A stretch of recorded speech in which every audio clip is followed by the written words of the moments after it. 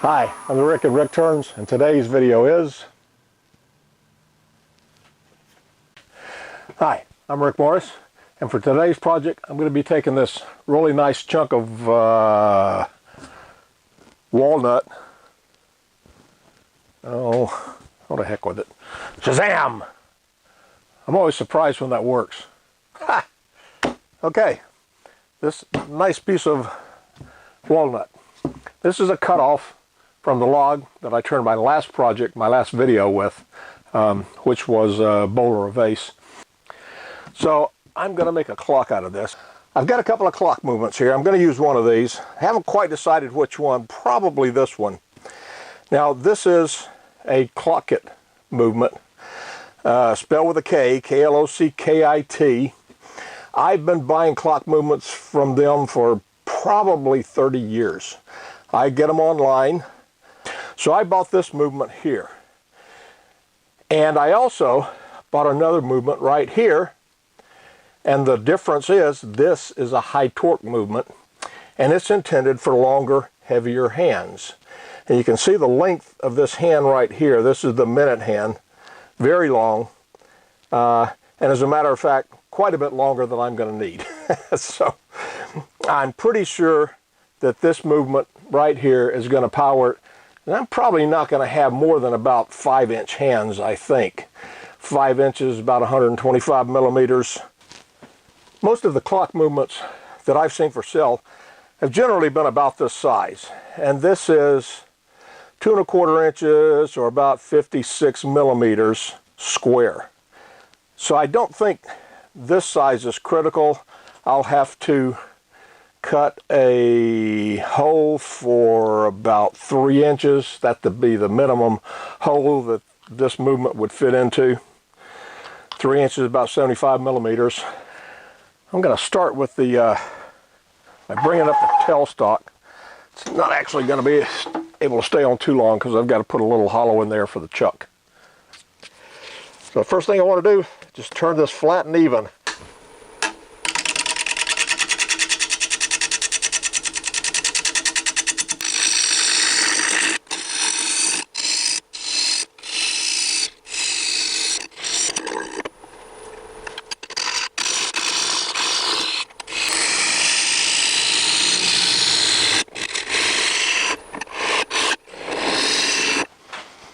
Alright, I've faced off the front here, and what I'm now going to do is cut a recess. I'm going to be using this chuck with 3-inch jaws. This is an SC4 record chuck with 3-inch jaws.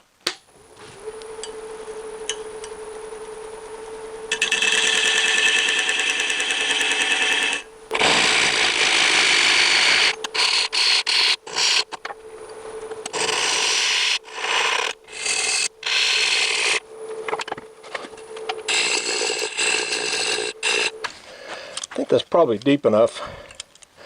I don't really want to turn it real deep, just enough for it to hold well. So that is at 3/16 of an inch. Just right. Got my chuck mounted. Of course, I finished turning the mounting hole right here. So now I'm putting the face of the clock, of what will be the clock, facing the headstock here. So I'm going to cut it down probably at least 1 inch off, and more importantly, I'm going to cut a recess right there for this clock movement. Once I get this faced off and narrowed down enough, then I'll be using this. The length of the shaft is an issue because obviously the shaft has to come out on the face of the clock, maybe 1/8 to 1/4 of an inch, maybe 3/16 of an inch there, so that you can get a nut on it and secure it. And that's how these things get secured.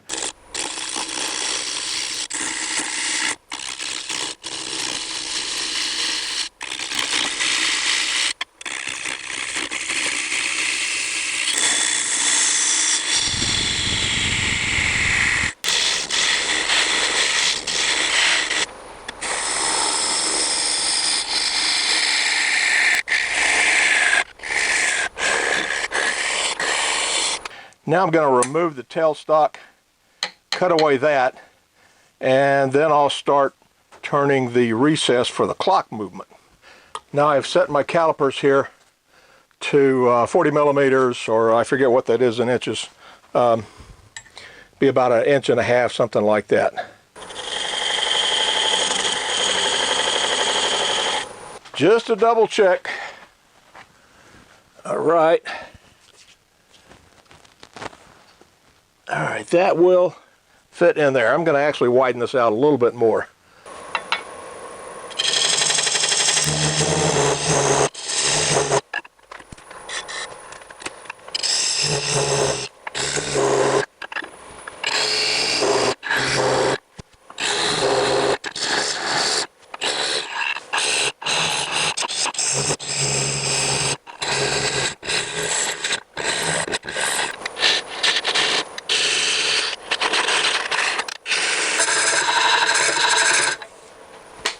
Alright, let's check it.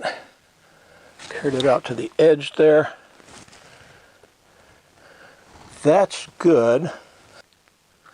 Thickness of this hole needs to be 5/16.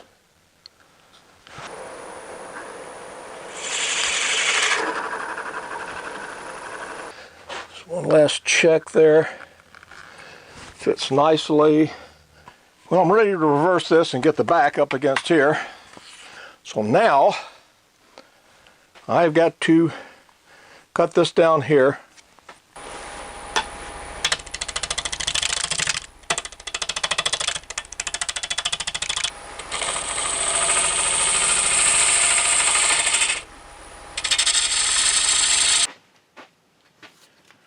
I have a large variety of clock hands that I've collected over the years, and they're all kind of neat. Let's see. Tending towards this one right here. See how long it is. This is about 3 3/4 inches long. Alright, well here's a silver one that might show up better against the dark wood. Yeah. Not real fancy, but I think it'll work okay. I'm going to mark this distance here.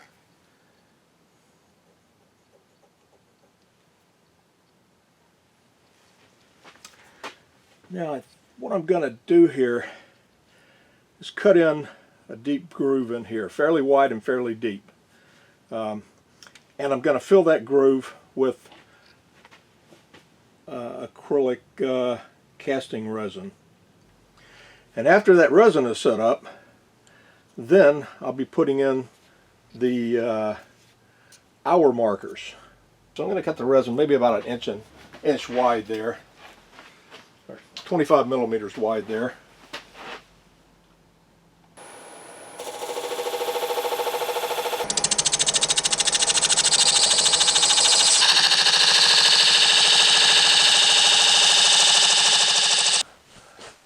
I'm ready for casting. I don't really know how much I'm going to need. And the instructions say I can mix by volume or weight, so I'm going to mix it by volume. And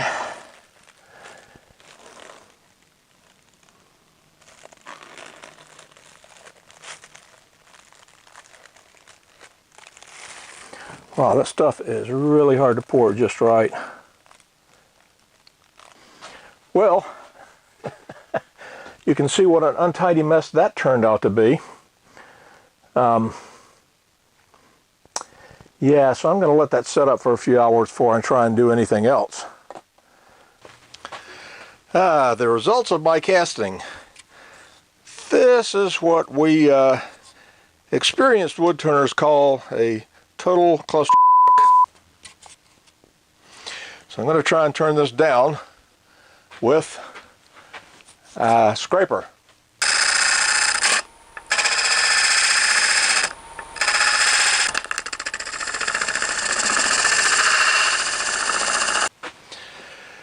Oh boy, as you can see, most of the resin has serious bubble problems in it.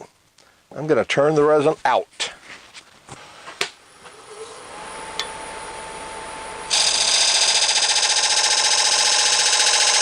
Alright, that casting resin is gone.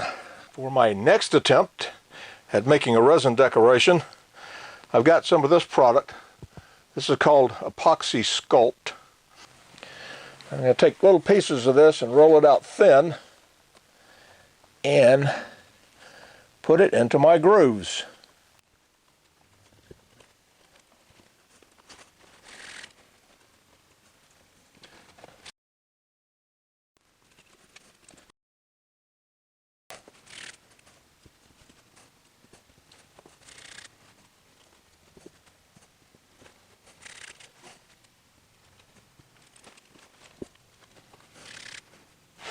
All right, the epoxy is all mixed and crammed into the little grooves there.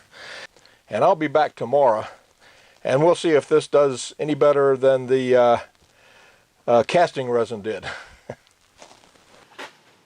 Epoxy is set up really hard. Now I'm ready to take it down.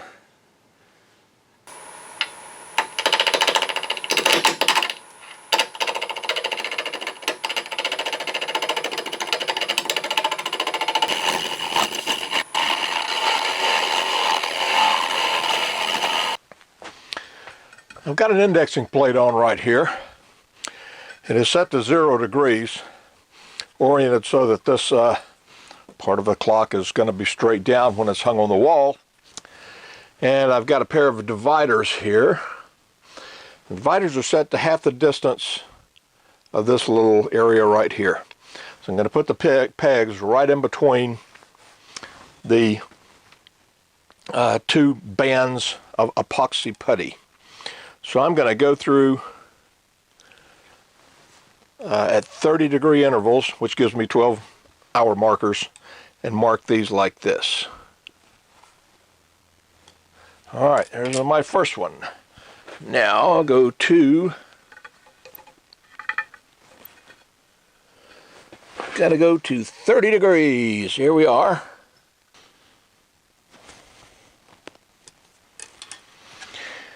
And 360 takes us back to the very first mark. Just check. Yep, it's right there.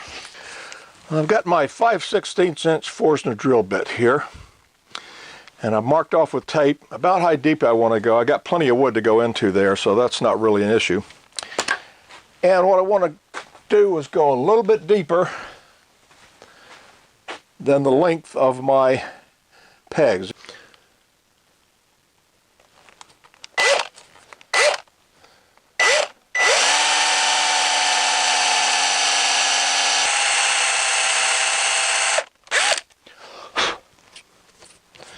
Alright, I got myself 12 holes drilled. I'll be using Tight Bond glue here.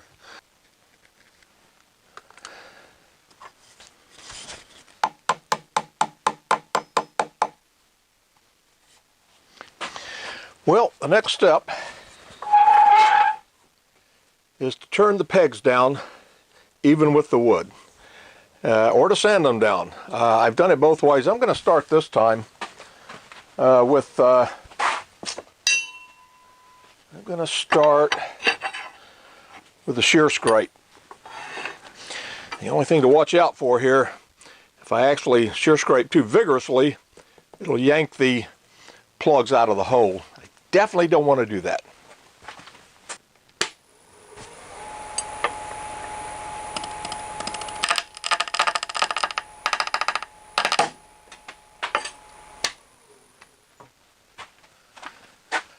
Okay, remember what I said about jerking the plug out of the hole? I thought it would hold, but nope. Okay, got to glue in another plug. All right, plan B, coarse sanding paper. This is 80 grit.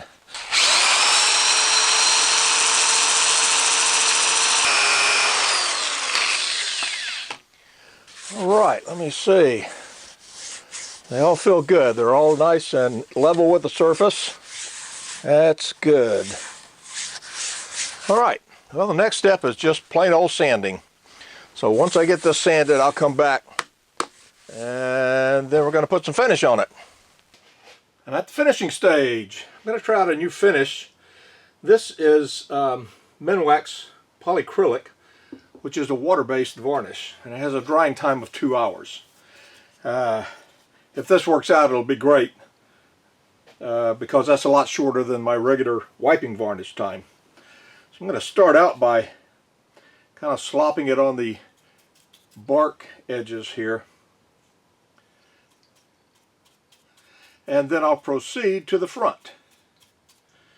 So now I'm just going to brush a coat on here. Alright, let me get this set correctly. It is 10:31. Gonna put in a AA battery here. There we are. Yay! You can see the clock hand moving. See you next video.